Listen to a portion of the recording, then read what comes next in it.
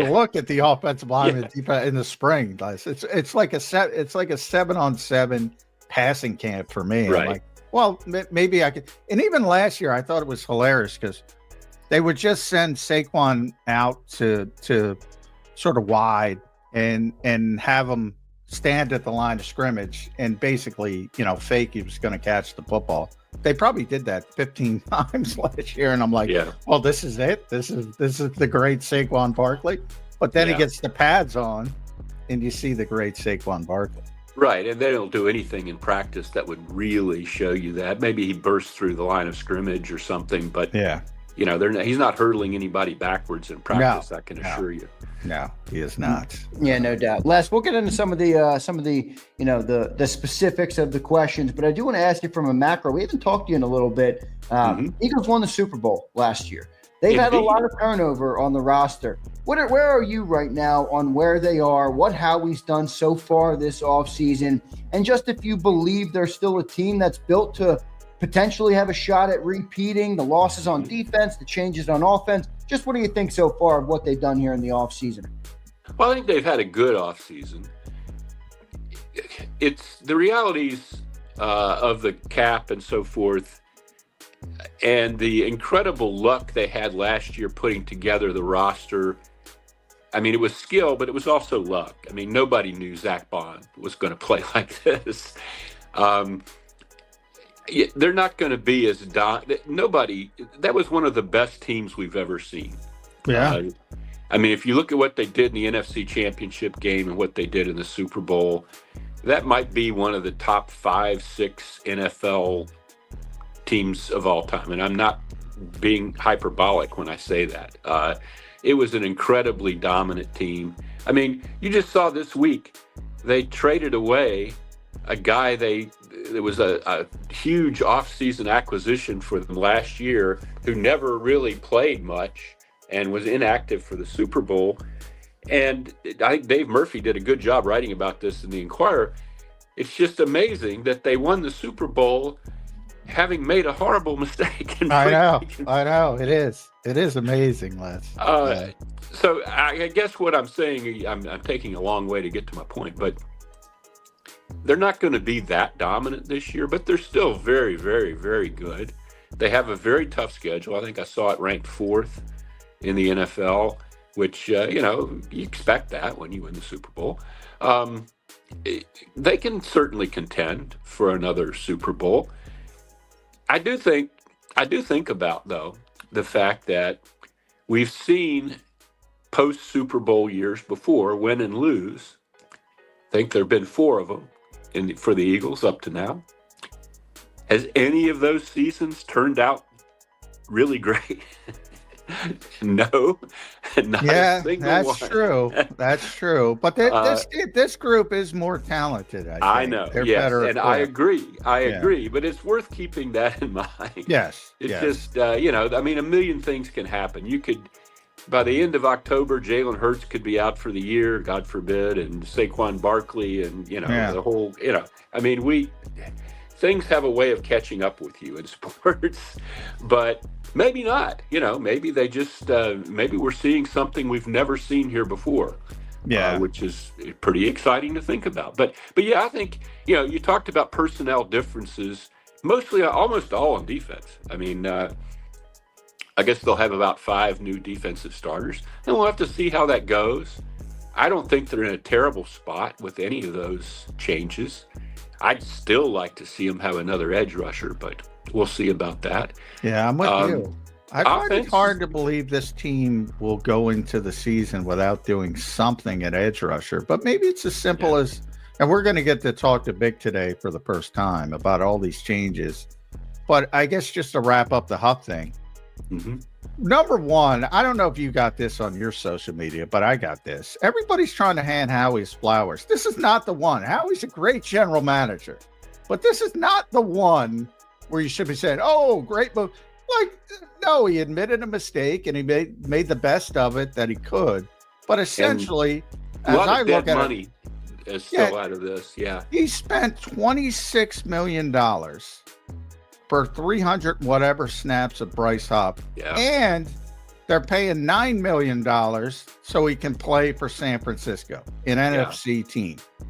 That's wouldn't it be horribly ironic if Bryce Huff plays well for San Francisco? Yeah. So, but he did a great job overall, but nobody's perfect. And I do like the ability to admit a mistake and move on. But boy, that edge group looks lights, and not only literally because it's a bunch of undersized guys, but from a depth standpoint, even Nolan Smith. I mean, he had a great final 10 games of the season, but I mean, that's not a large sample size. Yeah, we're projecting. We're really projecting on that, and that he can stay healthy and all that stuff. Like you said, he's a very light guy for his position, and but overall, it's a tremendous team. It'll be tougher. I mean, I think the division is pretty good, with the exception of the Giants, and we'll have to see how it all shakes out. There's a lot of quirks with the schedule, but I think the bye is in a good spot, and you go from there. I think the bye was in a bad spot last year, Les, and that proves, when you're really good, nothing matters. Yeah, nothing matters. Doesn't matter if you're home, road trip, early bye. You just beat everybody. And that was, as you mentioned, and I agree, you're not using hyperbole at all to say that was one of the best teams of the modern era ever. I don't like to compare with the 72 Dolphins because they're playing a different game. There's been so many changes. Yeah. So I kind of look at it, and this is one of the best modern era teams, free agency era teams ever. I agree with that wholeheartedly. One aspect that I also think people don't take into account is career years. Like Saquon Barkley's still going to be great, but is he going to have 2,505 yards? Yeah. Well, the history of 2,000-yard runners the next year is not good, much like the history of Eagles teams after going to the Super Bowl is not good. But he's healthy and he's young, and he's got that great offensive line in front of him, so we'll see. But teams are going to really be on that. You saw the Super Bowl where the Kansas City, all the announcers, all Burkhardt and Brady wanted to talk about was what a wonderful job Kansas City was doing in shutting down Saquon Barkley while the score mounted higher and higher. Well, I think I'm surprised Tom didn't explain, when you use that much to stop one play, it opens up everything else. Yes. Yeah. And Saquon still had a huge impact on that game just because they spent every available option trying to stop him. I think the announcers in that game were sort of, I think in both of the Super Bowls the Eagles have won, we've had this phenomenon where the announcers expected to be doing one thing and they ended up doing something else. In Super Bowl 52, I think Michaels and Collinsworth expected to be giving the Patriots their flowers and the greatness of Tom Brady and so on and so forth. That was their mindset going into that game, and they didn't adjust very well. Collinsworth wanting to take away all the Eagles' touchdown catches, and Michaels not being sure that the game was over when the game ended. They kind of weren't prepared for what the Eagles did. Yeah. Well, you could have still said about Tom Brady because he had 505. Oh yeah, absolutely. That'll never happen again. 505 passing yards and lose. But and then the same thing happened this time. They were there to anoint the Chiefs for their three-peat, and the greatness of the Chiefs and so on and so forth. Yeah. And it went the other way, and they really didn't. I rewatched that broadcast, they really didn't. They weren't, even when it was once. I know announcers aren't supposed to say, "Wow, this is a blowout. This game's over." But they kind of never did. They were just they wouldn't. They kept talking about what the Chiefs needed to do, and it was an interesting exercise, but probably a little bit unfulfilling for Eagles fans. What do you think this year's calling for Jalen Hurts to be, Les? I mean, I think each iteration of the last 4 years has kind of required him to be a different version of himself, all within maybe the same offense, but a different version of himself. What do you think the 2026 or 2025, Philadelphia Eagles will require Jalen Hurts to be this year? Boy, that's really interesting, Xander. What we were just talking about, I don't think they'll be able to run as much and as effectively as they did last season. I think teams will really focus on that. And he's going to have to be more like the Hurts of the Super Bowl and hit, a dagger. And really, his passing stats last year, they were efficient, but they weren't prolific at all. And he has the tools to be prolific. I think they're going to have to be a little more of a passing team, maybe not dramatically so. But I want to see what he's like. I think a lot of pressure is off him. I mean, he's won the Super Bowl. He's been the Super Bowl MVP. And I don't think we've ever had a quarterback. Nick Foles, it was a strange situation. He did those things, but he wasn't really the starting quarterback. Yeah, not very different. Yeah, very different circumstance. We've never seen this in Philadelphia. And I think maybe Hurts goes into this in a situation where a bad week or a week where, he misses some throws isn't like you don't spend the next week, oh my God, do the Eagles have the quarterback they need to win the Super Bowl? Yeah. Well, you'll still get that. I'm pretty confident, Les. Maybe. Dan Orlovsky's of the world. Same way? Does it land the same way after he has won the Super Bowl? I think he can loosen up a little. I think he can be a little more himself this year, to me anyway. But yeah, I'm interested to see what it means for him as a player. If it means he can play with a little more abandon, I don't know. Yeah, I'm not sure I've ever seen a quarterback that can go from being described as top 5 in one season to be bottom 5 in the same season. It's such a for some of these, and I think most of it is gaslighting people and grifting people. Because it gets attention. And one week you got these guys saying, "Oh, he's terrible," and the next week he's great. Mm-hmm. So at some point I'm like, well, pay attention to who you're listening to. And if they do that, maybe don't hold their opinion up in such high regard. That's right. My personal opinion. But I agree totally on that. Yeah. Yeah. But for Jalen, I think he's proved. I mean, the guy's just good. However you want to describe it. He wins. He finds a way to. One of the best things I always say about Jalen Hurts, and you've been around this even longer than me, Les, you've seen a lot of quarterbacks. When they have a bad game, they have a bad game. It's sort of like a starting pitcher. They don't have their best stuff. Jalen Hurts can play poorly in the first quarter, in the second quarter, even the third quarter. In the fourth quarter, he's making a play to beat you. Yeah. I've never seen that. He's a mentally tough guy. There's no doubt about that. Nobody's ever going to say that he's soft or, anything like that. That's very true, John.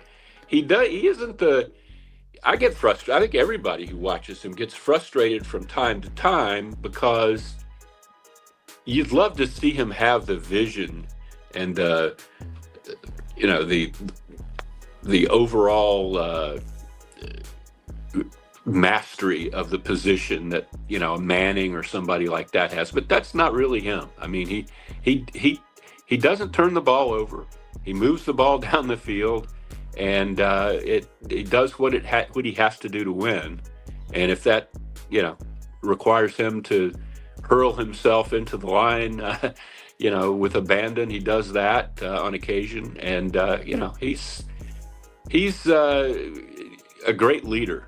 And I think that's a big part of their success is who he is off the field.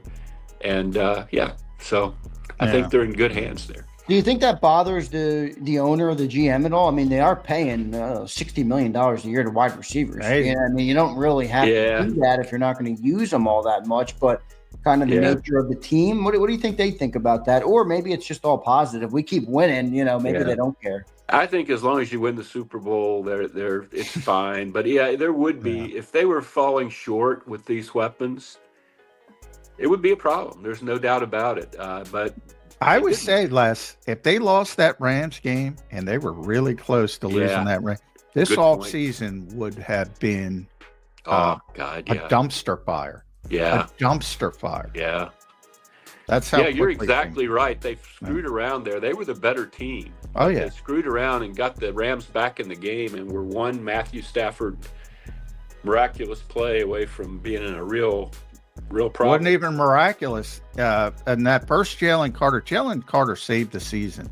Yeah. On that first Jalen Carter, he had back-to-back rushes, but the first one, I forget the defender who slipped, but it was snowing. He slipped. Tyler Higbee was wide open. Yeah. If Jalen Carter doesn't get there, that is an easy. He might have got pulled down at the 1 or 2 yard line, but it probably a touchdown. Right. And boy, how things would have changed. So Jalen Carter deserves a lot of credit for that season as well. But to go to Vic, because it's a big day, Vic Fangio is going to talk today. Yes. And he's the one with all the moving parts. In my estimation, best defensive coordinator in football. He proved himself. Do they count too much on Vic? It's like Vic will figure it out type of thing versus they pay everybody on offense. I've heard that said about Stoutland before, that they pay too much. They spend too much time thinking Stoutland will make some 5th round guy, or fans do anyway. Yeah. A great player. As far as Vic, I don't know. I tend to think that they make moves that Vic approves of, that Vic wants.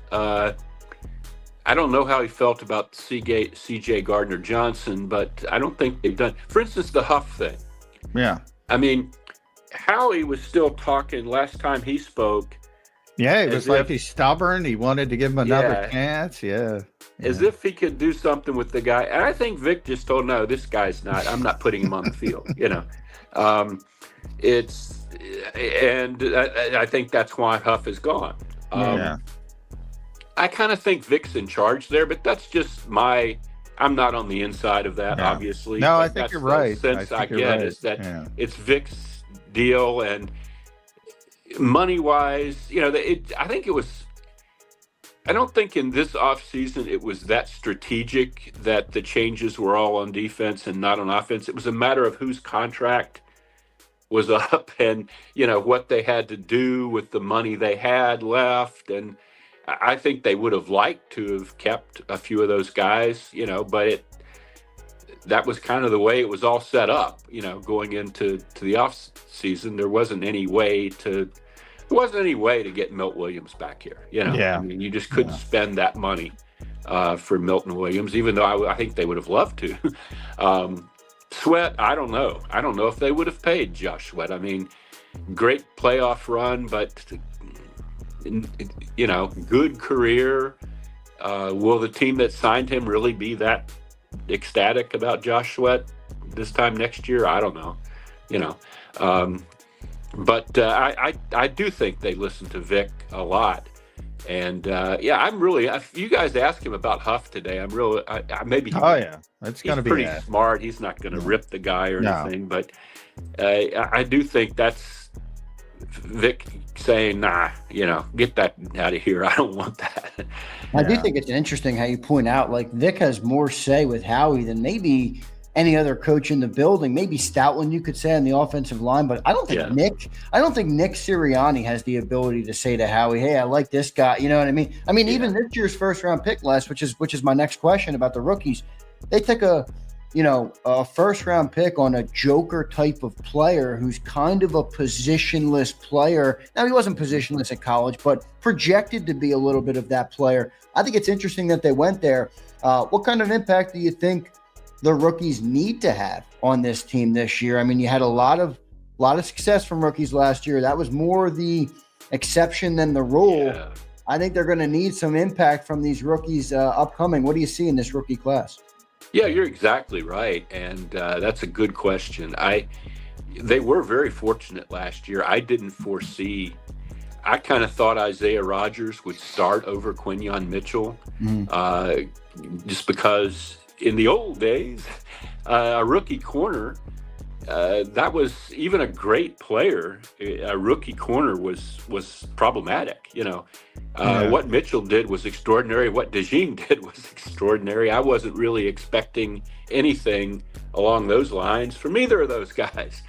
So yeah, I think, and they're certainly expecting that again. They're expecting Jihad Campbell to get his shoulder right and make a contribution, I think. Nakobe Dean isn't going to be, I know I keep reading all these, he might be ahead of schedule. That's a patellar tendon that was injured at the very end of the season. Maybe my medical knowledge is out of date, but to me, that's mid-season for me. So I think they do need Jihad Campbell. I think they need the safety they drafted in the second round to really step up. I don't think Sidney Brown has showed me or Vic Fangio that he's a starting safety in the NFL that you can really depend on. He can run around and hit people, but, outside of that. So, yeah, I think there's at least two guys that are going to have to, it better look pretty darn good coming out of this rookie class. And it's a lot to expect on a year-to-year basis. And if it continues and it works, it's a tremendous testament to their position coaches and the coaching overall that they get this level of play from these guys. Cooper DeJean is another one of those guys who excelled as a rookie. I want to talk about Cooper with you, Les, from the business of football aspect. And this was highlighted by the Houston Texans, who in the same week made Derek Stingley the top paid outside corner in football history, and Jalen Petrie the top paid nickelback in NFL history, since passed, but at the time. And the difference was about $50 million. Stingley got about $50 million more dollars. Cooper DeJean, it's great. He's great in the slot. But I think the business of football demands he's got to move outside at some point to maximize his earning power. Is there any way around that? I don't know. I hope there is, because I think he had such an incredible impact in the slot. And I think the way the game is played now, I don't think the salary thing matches the reality. I think he was as involved as an outside corner. He made more plays than Slay made, I think. But you're right. We went through this years ago with Lane Johnson. Yeah. Lane was drafted to eventually be Jason Peters' successor at left tackle. Mm-hmm. And they didn't know that Jason was going to play forever. And it was a big thing for Lane's first couple contracts. His agent was there was a little concern about that, because right tackles in those days did not get paid what left tackles got paid. And the Eagles kind of had to make that leap to say, okay, he's the greatest right tackle, so what the hell, And he stayed at right tackle. He's going to play his whole career at right tackle and be very, very well compensated for that. Yeah. Maybe a reckoning like that is coming for slot corner. I don't know. But do you think it's less important, really, than an outside corner in the game that we're seeing played in the NFL today with the tight ends and everything that and the emphasis again on running, where a corner that can come down in the box and make a tackle like DeJean can, screen passes. I think it shows up. I think it shows up when you have a really good slot corner, and there aren't a lot of really good slot corners. But yeah, the thought process is, the AJ Browns of the world, the Justin Jeffersons of the world, they're going to line up outside way more than they are inside. and Jamar Chase in that category as well. And that's the theory. But yeah, you're right. I mean, CeeDee Lamb goes inside a lot. Yeah, I also think, though, too, the business of the NFL, like Les, I think you bring up a good point, but aren't they going to use that against him in his agent and contract talk? I mean, hey, man, you're a slot corner. Well, that's the problem. We're not giving you $100 million, even if you might be more valuable. Done it that way. But I think Howie's smarter than that. I mean, this guy is really important to your team. I don't think I agree. You make it, what the importance to you is, and I don't think you want to pretend it's otherwise, just to make a few.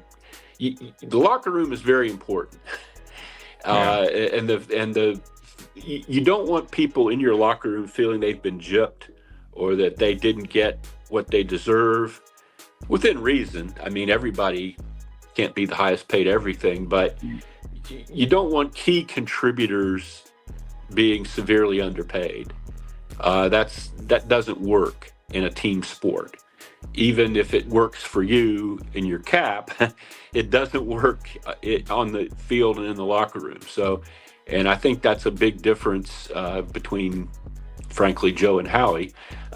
Is that Joe kind of wanted to win at the negotiating table more.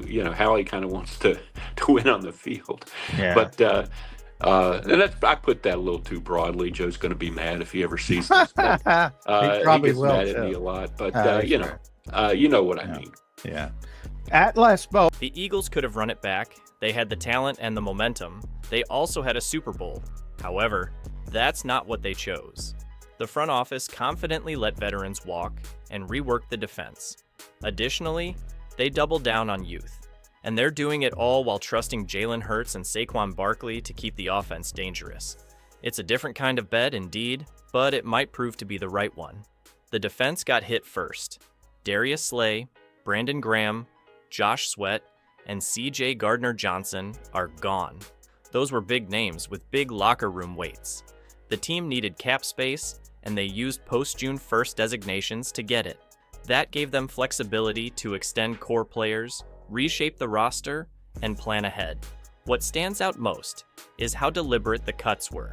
This was purely calculus. Bryce Huff was also traded to the 49ers for a conditional 2026 pick. He had production, but the Eagles preferred to reset the edge group. They're aiming for pressure by committee, not stardom. Vic Fangio stays in charge of the defense. His first year had moments, especially late, but communication breakdowns were frequent.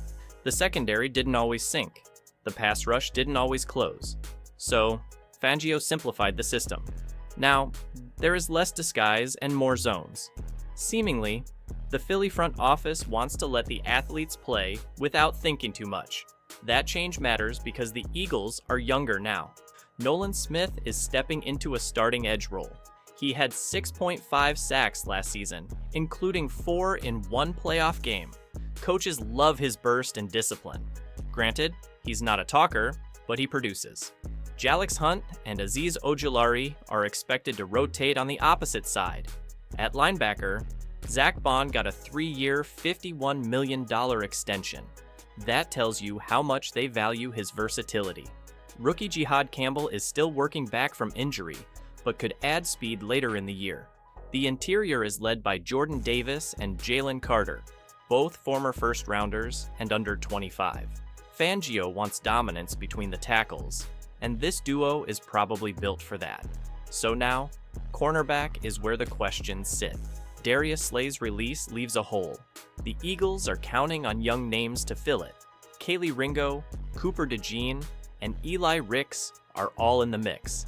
None of them have locked down the CB1 spot. Ringo had a solid spring, and DeJean is getting reps at both nickel and outside. If neither pops early, the front office may revisit veteran options. One name is already floating around, Jaire Alexander. The Packers released him in late May, and the Eagles are reportedly interested. If the price is right, that could happen before camp. At safety, Reed Blankenship comes back. He was one of the surprises of last season. Undrafted in 2023, starter by 2024, and now viewed as one of the defense's steady voices.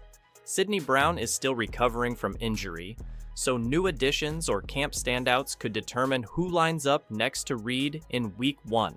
The offense didn't need surgery. It just needed reinforcement. That's what it got. Jalen Hurts is still the centerpiece. He has continuity with play caller Kevin Patullo, who took over after Kellen Moore departed. Patullo has been with Hurts since his rookie year.